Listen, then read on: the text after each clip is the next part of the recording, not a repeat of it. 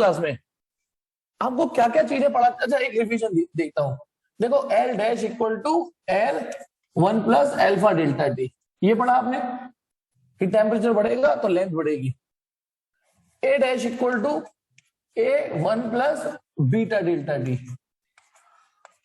Temperature बढ़ेगा area बढ़ेगा। V dash equal to V 1 plus gamma delta T. तो ये तीनों चीजें तो बढ़ रही थी, लेकिन डेंसिटी का भी एक फॉर्मूला जरूर आया, लेकिन यहां उसमें माइनस था। क्योंकि कॉन्सेप्ट ये था कि यहां देखो इनमें तो ये था यदि टेम्परेचर बढ़ेगा देन लेंथ एरिया वॉल्यूम ये सब बढ़ेंगे। लेकिन ये क्या था, यदि यहां टेम्परेचर बढ़ रहा था,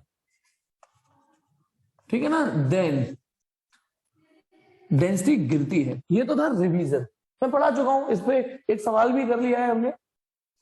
अब बात आते हैं, जैसे आपके पास मैंने कहा ना हमारे पास बहुत सारी ऐसी सिचुएशन है जहां फिजिक्स के कई सारे लॉ नहीं लगते।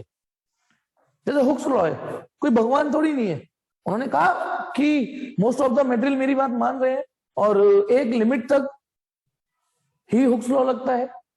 या ओम्स लॉ आगे पढ़ोगे तो ओम्स लॉ भी कोई भगवान नहीं है। हमारे पास नॉन ओमिक कंडक्टर भी हैं, जो ऐसे कंडक्टर जो कंडक्टर तो है पर ओम्स लॉ को ओबे नहीं करते। तो ऐसे फिजिक्स में कुछ ऐसी अनसुलझी हुई पजल है फिजिक्स में, जैसे अनसुलझी हुई पजल जैसे ब्लैक होल। एग्जैक्ट थ्योरी नहीं है फिजिक्स के पास, वो अलग अलग साइंटिस्टों का अलग अलग मानना है कि वो कोई कुछ कह रहा है, कोई कह रहा है, एग्जैक्टली प्रूव्ड थ्योरी नहीं है। इवन आज की डेट में साइंटिस्टों को कुछ को लगता है एलियंस है, लगता है फिजिक्स को, लेकिन कईयों को नहीं लगता। तो कुछ चीजें पजल्स हैं, उन्हें पजल ही रहने दो। तो एक टॉपिक है anomalous behaviour of water. Anomalous हो सकता है मेरे प्रोनाउंसिएशन से थोड़ा सा आपको गड़बड़ लग रहा हो, एनॉमलस बिहेवियर ऑफ वाटर। इस शब्द का मतलब जानते हो? एनॉमलस कैरेक्टर ऑफ या बिहेवियर ऑफ, या एनॉमलस एक्सपेंशन ऑफ वाटर या बिहेवियर ऑफ वाटर। बताना हिंदी में क्या बोलते हैं एनॉमलस को? Anomalous behaviour of water. Actually परसों की क्लास थोड़ी ज्यादा लंबी हो गई थी। लिमिटेशन नहीं लिमिटेशन वर्ड नहीं होता देव, थोड़ा और गूगल करके बताओ। परसों की क्लास लंबी हो गई थी, नहीं तो मैं परसों चेप देता इसको, क्योंकि परसों का ही मोमेंटम है ये। चलिए, एनॉमलस का मतलब होता है विचित्र, अजीबोगरीब। मतलब एक अजीबोगरीब, अजीबोगरीब क्या होता है? जो किसी रूल्स रेगुलेशन को फॉलो नहीं कर रहा या अजीब सी हरकतें कर रहा है। अब बताता हूं अजीब सी हरकत क्या है इसकी। मैंने आपको पढ़ाया है, मैंने ही पढ़ाया है कि जब हम टेम्परेचर बढ़ाते हैं तो वॉल्यूम बढ़ जाता है। देखो, जिसका प्रभाव ये होता है डेंसिटी घट जाती है ना। टेम्परेचर बढ़ता है तो वॉल्यूम बढ़ता है, डेंसिटी घट जाती है। मैं किसी को ब्लेम क्यों करूंगा, मैंने ही पढ़ाया है। लेकिन पता है जब बात आती है पानी की, और जब हम ये वाली थ्योरी पानी पर इंपोज करते हैं, तो पानी पर जब ये वाली थ्योरी लगाते हैं तो वहां पे भी यही एक्सपेक्ट करना चाहिए ना हमें। जब दुनिया के सारे मटेरियल इस थ्योरी को ओबे कर रहे हैं, तो पानी भी करेगा कि टेम्परेचर बढ़ेगा तो वॉल्यूम बढ़ेगा, डेंसिटी घटनी चाहिए। तो पानी की बदतमीजी देखना, मैं इस रूल को नहीं मानूंगा, मैं इस रूल को मानूंगा, मैं इस रूल को नहीं मानूंगा, मैं इस रूल को मानूंगा। ये क्या कर रहा है? हाँ ना, ये क्या कर रहा है वो? यही तो इसका अजीबोगरीब बिहेवियर है। आइए समझाता हूं। मतलब प्योरली मना भी नहीं कर रहा, मैं नहीं खेल रहा, आप नहीं खेल रहे, है ना। जैसे नॉन ओमिक कंडक्टर साहब मना कर देते हैं, we are not obeying the Ohm's law. Elastomers वो कहते हैं हम नहीं खेल रहे, हम ओम्स लॉ की बात नहीं मान रहे। तो वाटर क्या कह रहा है कि वो क्लियरली मना भी नहीं कर रहा और हाँ भी नहीं कर रहा। तो चलिए समझाता हूं। तो इसकी कैरेक्टरिस्टिक है, इसे याद करना है हमें। पजल तो इस चक्कर में नहीं पढ़ना कि ऐसा क्यों करता है, बस इसकी कैरेक्टरिस्टिक शो कर रहा हूं कि यदि मैं ग्राफ खींचूं और इधर लूं वॉल्यूम ऑफ वाटर, मैं वाटर के लिए बात कर रहा हूं, वॉल्यूम ऑफ वाटर लूं और इधर लूं टेम्परेचर, है ना, टेम्परेचर ये, तो कायदे से इस थ्योरी के हिसाब से इधर वॉल्यूम लूं और इधर टेम्परेचर लूं, तो टेम्परेचर बढ़ने पे वॉल्यूम बढ़ना चाहिए, टेम्परेचर बढ़ने पे तो ग्राफ ऐसे ऐसे कुछ इस टाइप का आना चाहिए। तो इस टाइप का है ना, देखो बेटा ऐसा बना देता हूं, ऐसा आना चाहिए कि नहीं। देखो इस ग्राफ में क्या शो हो रहा है कि जैसे जैसे टेम्परेचर बढ़ रहा है वॉल्यूम बढ़ रहा है, टेम्परेचर बढ़ रहा है वॉल्यूम बढ़ रहा है, टेम्परेचर बढ़ रहा है वॉल्यूम बढ़ रहा है। है ना, ऐसा आना चाहिए ना, टेम्परेचर बढ़ रहा है वॉल्यूम, पर ये उल्टा चल रहा है। देखिए हमारी थ्योरी जो कह रही है कि टेम्परेचर बढ़ने पे वॉल्यूम बढ़ेगा, जो कि मोस्ट ऑफ द मटेरियल इसी ग्राफ को फॉलो करते हैं, इस थ्योरी को मानते हैं, स्वीकार करते हैं, लेकिन जब पानी के लिए खींचा तो इसने तो बदतमीजी दिखा दी। लेकिन इसमें सर अजीबोगरीब क्या हुआ, नहीं मानना होगा इस रूल्स को, लेकिन उसके बाद, इसके बाद एक स्टेज के बाद ये जो, ठीक है ना, फिर वो कहता है अच्छा नहीं मैं तुम्हारी टीम से खेलूंगा, नहीं नहीं नहीं नहीं ठीक है ऐसे। मतलब पहले तो कुछ देर तक हमारी बात नहीं मान रहा था, फिजिक्स की जो थ्योरी, जो जनरल थ्योरी थी, जो मोस्ट ऑफ द मटेरियल पे लग रही थी, उसको नहीं मान रहा था। देखो आप, ग्राफ ऐसे आना चाहिए इस तरीके के हिसाब से, लेकिन इसका गिरता हुआ आया। आप देखिए वॉल्यूम गिर रहा है टेम्परेचर के साथ, और फिर ये होता है 4 डिग्री सेल्सियस, ये वाला पॉइंट 4 डिग्री सेल्सियस, उसके बाद वो बढ़ना चालू हो जाता है। ये क्या, यही तो अजीबोगरीब बिहेवियर है जो आज तक फिजिक्स को नहीं समझ में आया, पर हाँ उसके अजीबोगरीब बिहेवियर को हमने ढूंढ लिया कि ऐसी बदतमीजी करते हैं। और अब आप बताइए, डेंसिटी का फॉर्मूला होता है मास अपॉन वॉल्यूम, तो यानी डेंसिटी वॉल्यूम के उल्टा चलेगी, वॉल्यूम बढ़, यानी उल्टा कैसे चलेगी, दैट इज यदि वॉल्यूम घटता है, वॉल्यूम घटता है तो डेंसिटी बढ़ेगी, और वॉल्यूम बढ़ता है तो डेंसिटी घटेगी। तो यदि मैं यही करस्पॉन्डिंग ग्राफ डेंसिटी के लिए डेडिकेट कर दूं, इधर लिख दूं डेंसिटी और इधर लिख दूं टेम्परेचर, ठीक है, और इस वाले 4 डिग्री सेल्सियस वाली लाइन को इधर ही ले आऊं 4 डिग्री सेल्सियस, तो यदि आप छोटी सी भी बुद्धि रखते हो तो ग्राफ आपके लिए ये भी सिंपल है कि भाई जब तक वॉल्यूम गिरता जा रहा है, गिरता जा रहा है, गिरता जा रहा है, गिरता जा रहा है, तब तक डेंसिटी बढ़ेगी बढ़ेगी बढ़ेगी बढ़ेगी बढ़ेगी। तो डेंसिटी पहले बढ़ती है 4 डिग्री सेल्सियस तक, और जब वॉल्यूम बढ़ना चालू कर देता है तो डेंसिटी गिरनी चालू हो जाती है। ये है हमारे पास वाटर का अजीबोगरीब बिहेवियर, कि हमारी इस बात को उसने समझ गए हो कि मेरी इस गर्दन को मान भी रहा है, नहीं भी मानना, इन द बिगिनिंग यहां तक नहीं मानी, लेकिन फिर मानने लगा। इस रहस्य को तो कोई नहीं समझ पाया है, लेकिन हम इस कैरेक्टरिस्टिक को ढूंढ लिया कि ये इस तरीके का ग्राफ शो कर रहा है, इसी को पानी का एनॉमलस बिहेवियर बोलते हैं। अब थोड़ा याद करने के लिए बताता हूं। अच्छा पहले तो बताइए, ग्राफ को देख के पानी की डेंसिटी बढ़ रही है, बढ़ रही है, बढ़ रही है, बढ़ रही है, बढ़ रही है, बढ़ रही है, फिर घट रही है, तो पानी की डेंसिटी मैक्सिमम कहां पर हुई, यहां पर ना, क्योंकि हाईएस्ट डेंसिटी है, यानी किस टेम्परेचर पर हुई, 4 डिग्री सेल्सियस पर। तो ये डाटा याद करने वाला डाटा है, the density of water is maximum at 4 degree Celsius, और यही डेंसिटी आपको याद कराई गई है।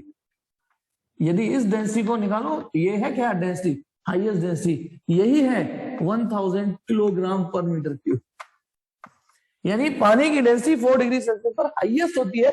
बाकी डेंसिटी की वैल्यू देख रहे हो ना, इससे कम ही, इस वाली डेंसिटी को देखो कम है, यानी यदि टेम्परेचर 6 डिग्री सेल्सियस करते हो आप, इमेजिन करो, तो 6 डिग्री सेल्सियस पर डेंसिटी ये है, यानी इससे तो कम ही है, और टेम्परेचर 2 डिग्री सेल्सियस करते हो तो भी कम है। समझ रहे होगे, इधर की ओर जाओगे तो डेंसिटी कम होगी, और मतलब इसे भी हटाता हूं, इधर जाओगे इधर की ओर तो डेंसिटी घट रही है ना डेंसिटी, और इधर जाओगे तो भी डेंसिटी घटेगी। क्लियर है ना। तो पानी की, जब हम ये बोल चुके हैं पानी की डेंसिटी 4 डिग्री सेल्सियस पर हाईएस्ट है, तो इसका मतलब इधर गर्म करने पर और इधर 4 डिग्री सेल्सियस से ऊपर गर्म करने पर और 4 डिग्री सेल्सियस से नीचे ठंडा करने पर डेंसिटी गिरेगी। यही वजह है। बताओ आइस, कितना टेम्परेचर होता है आइस का, 0 डिग्री सेल्सियस से आइस बनना स्टार्ट हो जाती है, तो आइस इधर होगी ना, 0 डिग्री सेल्सियस समझे इधर, आइस की भी डेंसिटी यानी कम है, आइस की डेंसिटी नॉर्मल वाटर से कम है, तो बताना इसीलिए आइस पानी पर तैरती है। समझ गए कि नहीं, क्योंकि आइस की डेंसिटी कम होती है। देखो आप ग्राफ में, तो यदि आप उसे पानी देखोगे, पानी में आइस डालोगे तो वो पानी पर तैरेगी, क्योंकि जो डेंसिटी में हल्का होता है वो ऊपर आ जाता है। ध्यान रखना, ये आर्किमिडीज प्रिंसिपल में हम पढ़ चुके हैं ना, गर्म हवा का गुब्बारा ऊपर उठता है कि नहीं उठता, इससे याद रखना, हॉट एयर बैलून ऊपर, क्योंकि गर्म हवा की डेंसिटी कम हो जाती है। अच्छा, हमारे इस बात को याद करने के लिए कि जिनकी डेंसिटी कम हो जाती है वो ऊपर आते हैं, इसको याद कराने के लिए हमारे कमरे में एग्जॉस्टर लगते हैं नहीं लगते, ये ना कमरा, एग्जॉस्टर ऊपर लगता है नीचे लगता है, बताओ, एग्जॉस्टर जो फैन होता है, रसोई में जो एग्जॉस्टर होता है ऊपर लगता है या नीचे लगता है? ऊपर लगता है। यहाँ एग्जॉस्टर लगता है, क्योंकि वो इस हवा को खींचना चालू करके बाहर फेंकता है। क्योंकि कमरे में गर्म हवा ऊपर होती है, इसलिए उस हवा को फेंकता है वो। ठीक है ना? इससे ये याद रखे, इससे क्या याद कराना चाह रहा हूं कि गर्म हवा की डेंसिटी, किसी की भी डेंसिटी जिसकी कम होगी वो ऊपर हो जाएगा। अब आइस क्योंकि 0 डिग्री सेल्सियस पर है और 0 डिग्री सेल्सियस 4 से कम है, इसलिए आइस की डेंसिटी नॉर्मल वाटर से कम होगी। स्टीम 100 डिग्री सेल्सियस पर, नॉर्मल प्रेशर पर, तो 100 डिग्री सेल्सियस पर स्टीम बनना चालू हो जाती है। अब बताना, ये 4 degree Celsius higher density, 100 degree Celsius तो यहां आएगा ना, नहीं, उसकी भी डेंसिटी कम, तो इसलिए स्टीम भी पानी में ऊपर आ जाती है। यानी बर्फ भी पानी से हल्की होती है। यहां मैं जो पानी बोल रहा हूं वो 4 डिग्री सेल्सियस बोल रहा हूं। मैं 3 शब्द इस्तेमाल कर रहा हूं, आइस, पानी, स्टीम। केमिकली तीनों है, H2O H2O H2O है केमिकली दो, लेकिन फिजिकली इनमें अंतर आ चुका है, फिजिक्स इनकी अलग अलग हो चुकी है। स्टीम भी पानी से हल्की है और आइस भी पानी से हल्की, इसलिए वो दोनों पानी की सरफेस पर ऊपर आती है, क्योंकि दोनों ही हल्की हो चुकी। तो ये समझ में आ गया, ये कॉन्सेप्ट समझ में आ गया पानी की बदतमीजी, कि पानी ने हमारे इस रूल को ओबे किया। हाँ किया, देखो किया, लेकिन इससे पहले तो नहीं कर रही थी ना। इसके बाद तो देखो टेम्परेचर बढ़ रहा है तो वॉल्यूम बढ़ रहा है, टेम्परेचर बढ़ रहा है वॉल्यूम बढ़ रहा है, तो माना इसने रूल्स को। ठीक है, अब आ जाइए, शायद अब मैं आपको एक डायलॉग दे रहा हूं, सुनना। कुछ चीजें हैं जिसमें फिजिक्स भी मानने को मजबूर हो जाती है, उस फिजिक्स को भी लगता है कि शायद भगवान है इस दुनिया में, कहीं कहीं है, भगवान है इस दुनिया में कहीं। तो बताता हूं, अब ऐसी कौन सी चीज दिख गई। ये जो पानी का विचित्र बिहेवियर है, एनॉर्मस बिहेवियर ऑफ वाटर, है ना, ये एक्वेटिक लाइफ के लिए बड़ा फेवरेबल बन चुका है। मतलब इसकी पानी की ये बदतमीजी, जो हमें पढ़ने में तो बदतमीजी लग रही है, क्योंकि हमारे जो हमने पढ़ाई की, उस जो हमारी हमने पढ़ाई की उससे अलग बिहेवियर दिखा रहा है, इसलिए हमें बदतमीजी लग रही है। लेकिन शायद भगवान है, उसने पानी को ये बिहेवियर इंस्टॉल करके भेजा है, क्योंकि यदि ये प्रॉपर्टी नहीं होती तो शायद पृथ्वी में जीवन ही नहीं होता। बताता हूं, सबसे पहले जो क्वेश्चन आता है वो सुन लीजिए, जो एनसीईआरटी में भी है। क्वेश्चन है, चलो मैं एक्सप्लेन, क्वेश्चन छोड़ो, आंसर ही देता हूं पहले। एक्वेटिक लाइफ कभी भी हैवी विंटर में सरवाइव कर ही नहीं सकती थी यदि पानी में ये बिहेवियर होता तो। पानी में ये वाला होता तो, ये वो तो भलाओ भगवान ने ये बिहेवियर भेजा है, नहीं तो एक्वेटिक लाइफ मतलब मछली, पानी के अंदर जो लाइफ होती है, पानी के अंदर मछली, कछुए, कितने सारे मछली, और मुझे नाम नहीं क्लिक हो रहे, ऑक्टोपस, है ना, ये सब समुद्र में तो ऑक्टोपस भी होता है ना ये, और समुद्री अंदर प्लांट भी होते हैं कुछ। जैसे मैं बताता हूं कैसे, मान लो, देखो एक चीज समझना, जब मैं ये फ्रिज का फ्रीजर है, इसमें कोई ट्रे रखता हूं, ट्रे बर्फ जमाने के लिए ट्रे, ये मैंने, देखो ये तो है फ्रीजर, उसमें एक ट्रे रख दी। फ्रिज की कूलिंग अलग बिहेव करती है, उसमें इधर से भी कूलिंग घुसेगी, इधर से भी कूलिंग घुसेगी। मतलब यदि मैं फ्रीजर में कोई कंटेनर रखता हूं, फ्रीजर में बर्फ जमाने के लिए, तो चारों तरफ से कूलिंग होती है, चारों तरफ से। आजकल फ्रिज में वाले भी दावा करते हैं ना, चारों तरफ से कूलिंग होती है, और बहुत जल्दी ठंडा होता है पानी, बहुत जल्दी बर्फ। अब बात करते हैं कश्मीर में, कश्मीर जैसे जहां झील जम जाती है। अब बताओ, उस झील को किसी फ्रीजर ने जमाया है क्या? जहां झील जम गई, नदी जम गई, पानी जम गया, उसको तो सराउंडिंग एटमॉस्फेयर ने जमा दिया है। अब बताओ, यदि ये पानी है, ये कोई झील का पानी है, अब बुद्धि लगा के जवाब देना जो मैं बोल रहा हूं, ये किसी झील का पानी है जिसके अंदर मछली, जी, कछुए बछुए ये सब है ना, ये झील का पानी है, तो क्या ये चारों तरफ से ठंडा हो रहा होगा क्या इसकी तरह, कि यहां से भी कूलिंग हो रही होगी, नीचे से भी हो रही होगी, दाएं से भी कूलिंग हो रही होगी? क्या जिस समय ठंड पड़ रही है, मैं बात कर रहा हूं इस समय कश्मीर जैसे इलाकों में जब -4 degree Celsius, -10 degree Celsius temperature है, तो क्या चारों तरफ से कूलिंग हो रही होगी क्या इसमें? नहीं, उसमें कूलिंग सिर्फ ऊपर से हो रही होती है, क्योंकि फ्रीजर में थोड़ी नहीं रखा, सिर्फ टॉप से कूलिंग हो रही होगी।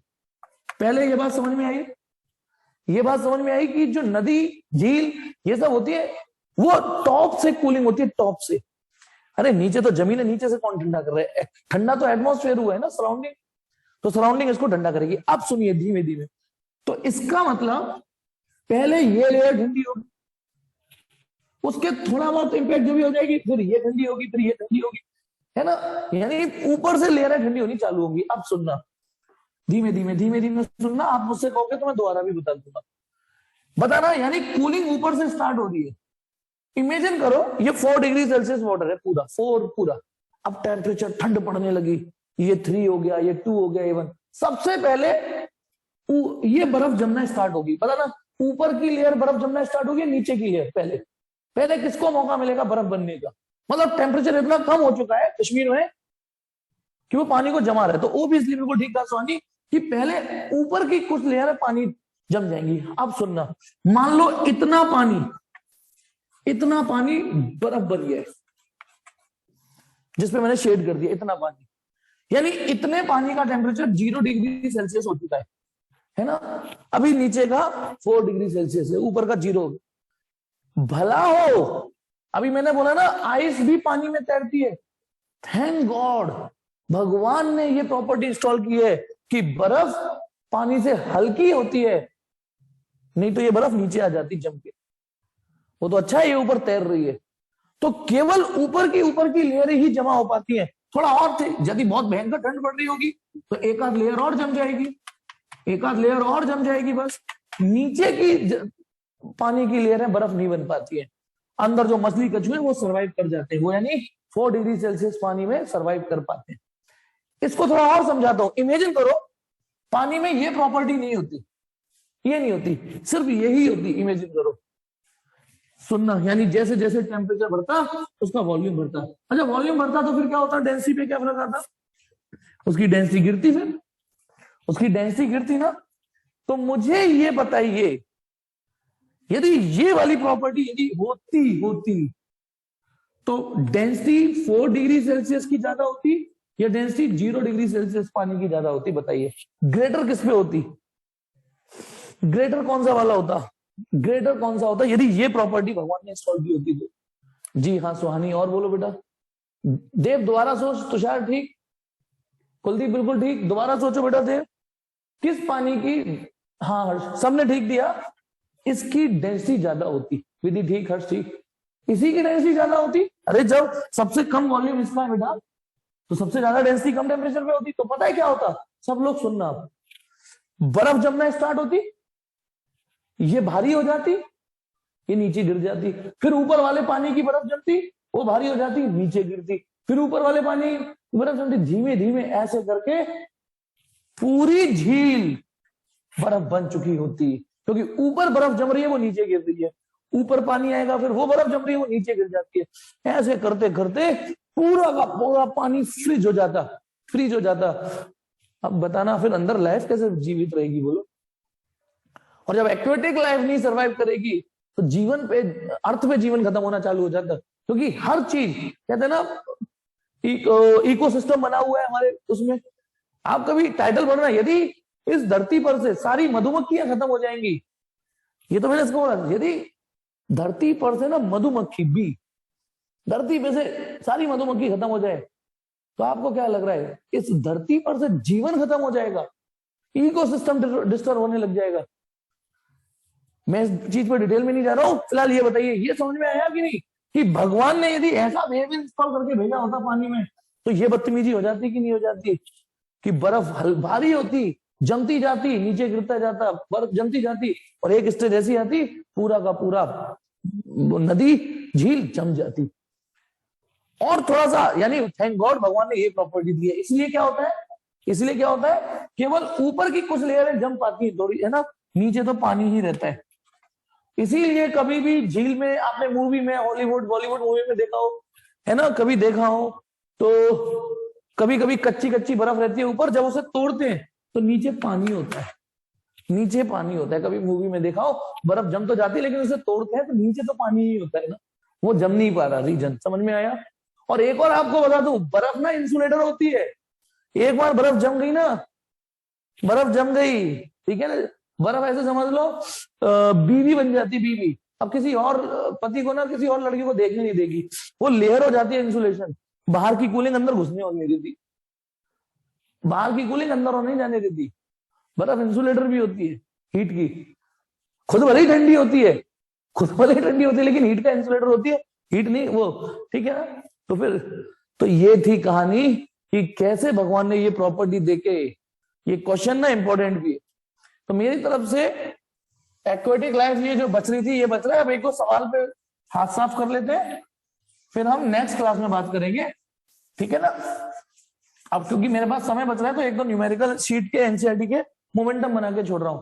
सवाल तो बहुत आसान है, बिलीव मी, सवाल तो बहुत आसान है, कैलकुलेशन थोड़ी ऊट पटांग करने वाली है, कैलकुलेशन थोड़ी परेशान करेंगी, वो आप अपने आप कर, ठीक है ना। कैलकुलेटर का यूज कर लीजिएगा।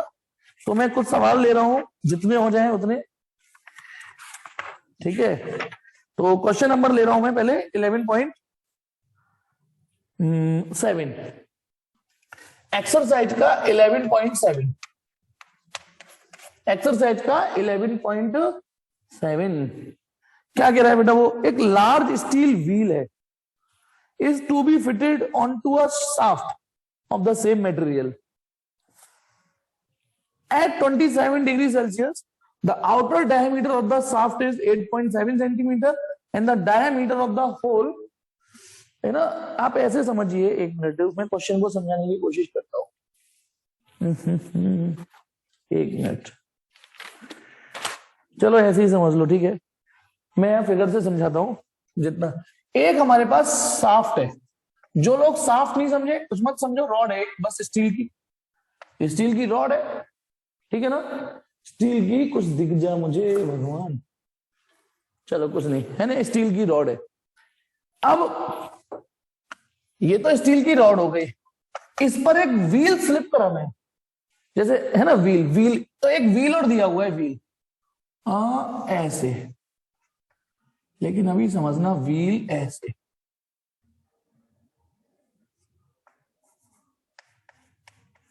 तो ये तो रॉड है और ये व्हील है, ठीक है। अब देखिए, इस व्हील को यहां, जैसे सपोज करो ये रॉड है और ये कोई छेद हो रहा है ना, अब ऐसे करके इसको इसमें फिट कराना है यूं। अब ये देखो है ना, अब आप मुझे बताना ये इसमें फिट कब हो पाएगा, कम से कम इस छेद का साइज, होल का साइज इतना तो हो कि इसे हम खिसका सकें। अब ये ऐसे करके शिफ्ट कराना है इसको, पर ये तो रबड़ है, थोड़ा बहुत इसका जो होल है वो एक्सटेंड हो जाएगा क्योंकि ये तो रबड़ है। लेकिन सपोज करो ये कोई रॉड है, इधर नीचे एक छोटा सा छेद दिख रहा है, इसमें तो फिर भी नहीं घुसेगी ना ये रॉड, ठीक है ना, इसमें तो नहीं घुसेगी ना। तो अब सुनिए, समझना, ये जो होल है, ये व्हील एक्चुअली व्हील, इस व्हील को इस स्टील रॉड पर खिसकाना है कि ये इस पे चढ़ जाए। अब दिक्कत क्या है सवाल में कि जो स्टील रॉड है उसका तो डायामीटर है, ये जो डायामीटर है रॉड जो शाफ्ट है ये तो 8.7 सेंटीमीटर है, 8.7 सेंटीमीटर, 8.7। अच्छा एक काम करता हूं, यहां लिखने में नहीं आ रहा तो डी लिख देता हूं।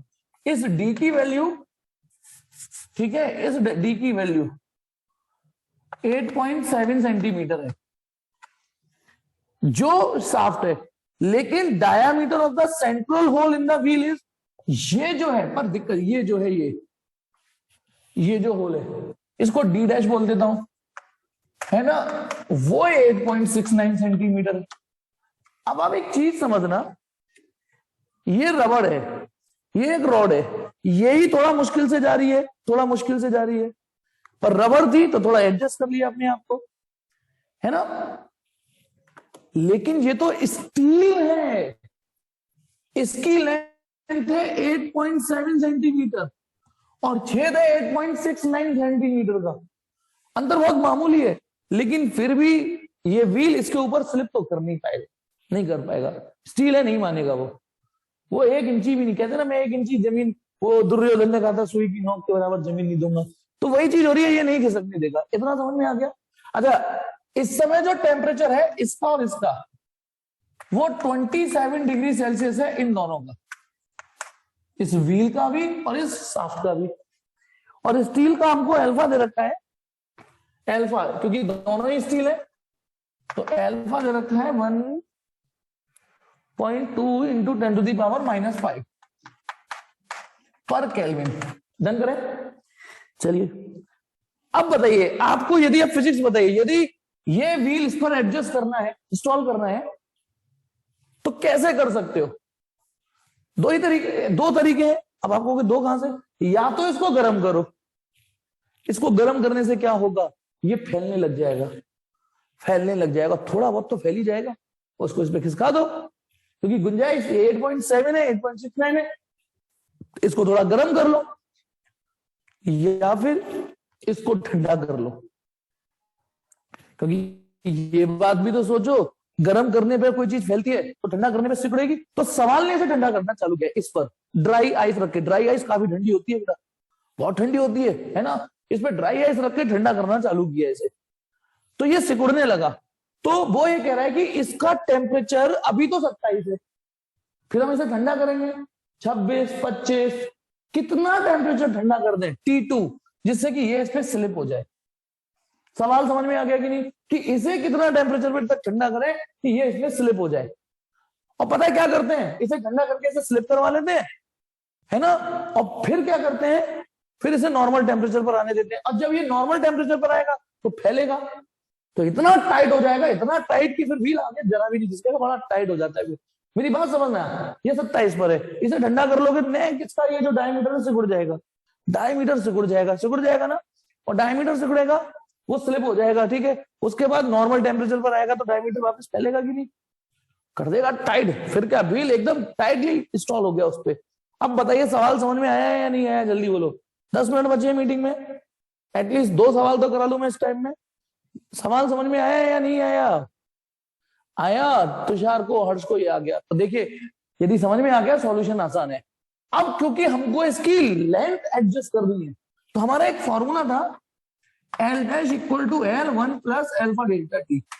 हमने लीनियर एक्सपेंशन क्यों चुना? क्योंकि लेंथ कोई एक्सपेंशन ठंडा, मतलब लेंथ के एक्सपेंशन पे काम हो रहा है, हम इस डायमीटर को घटाना चाहते हैं, ठीक है।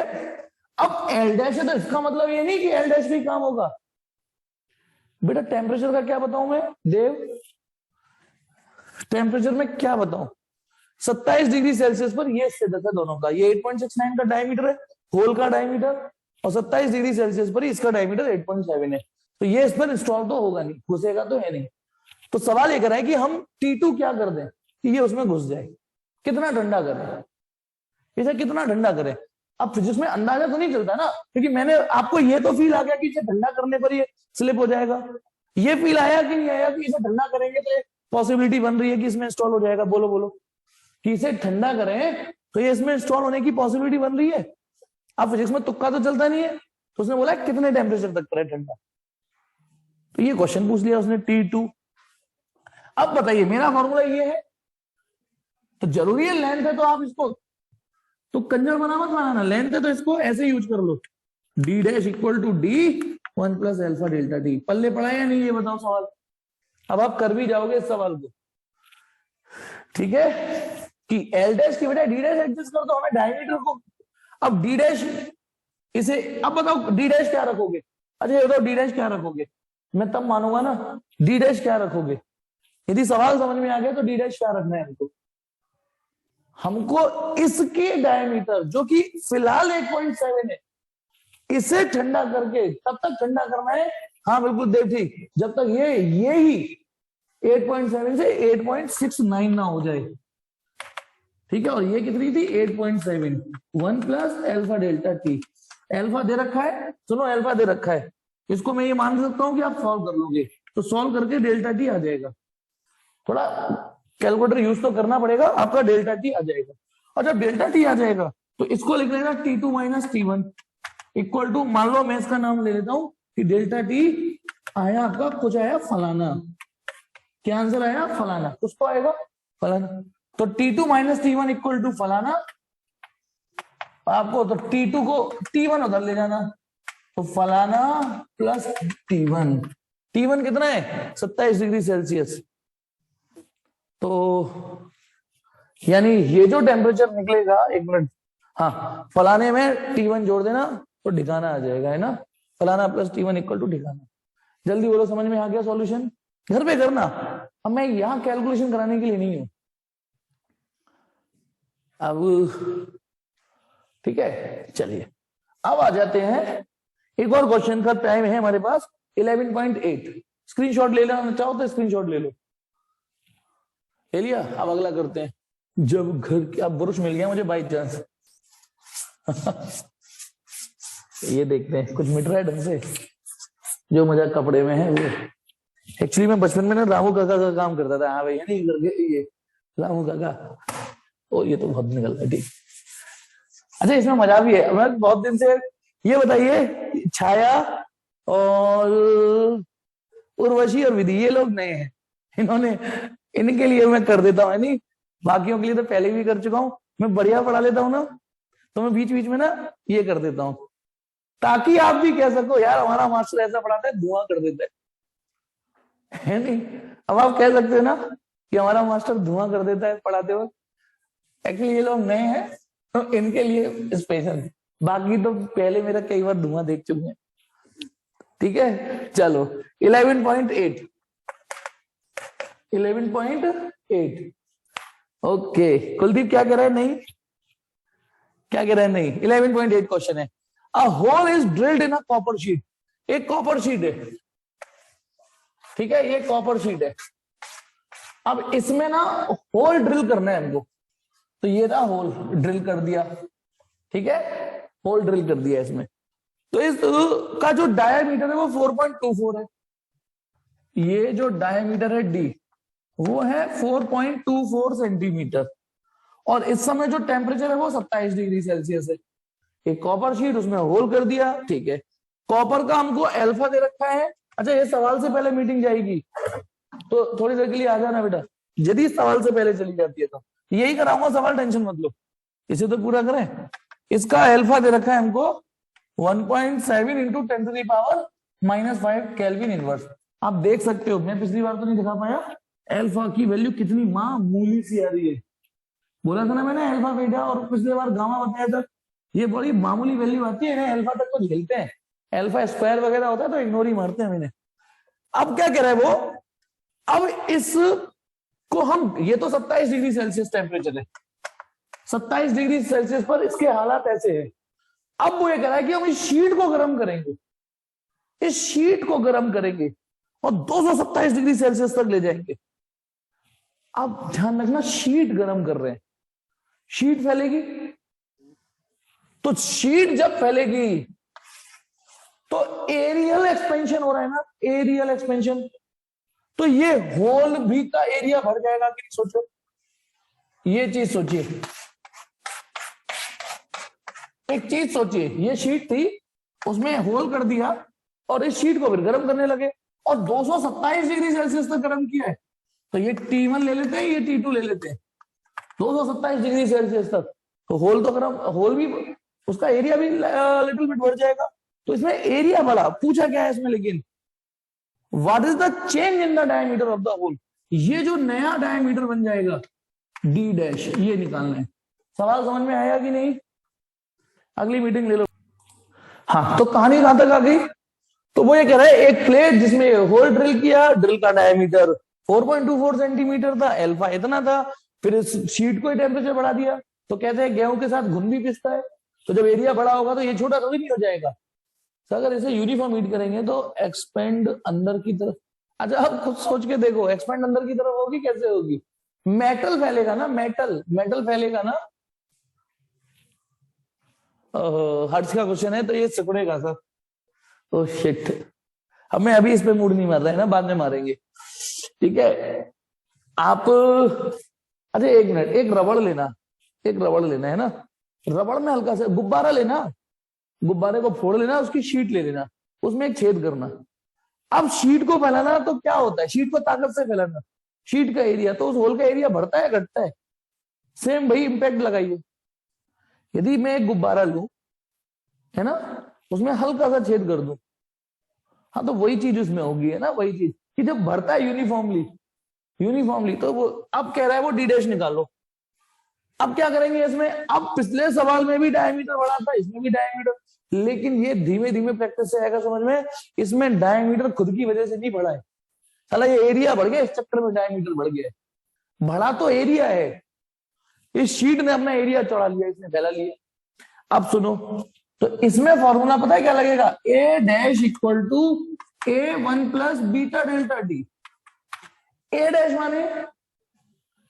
माने नया एरिया, क्या एरिया होगा इसका बताओ, पाई डी स्क्वायर अपॉन 4 होता है, पर वो डी डैश है।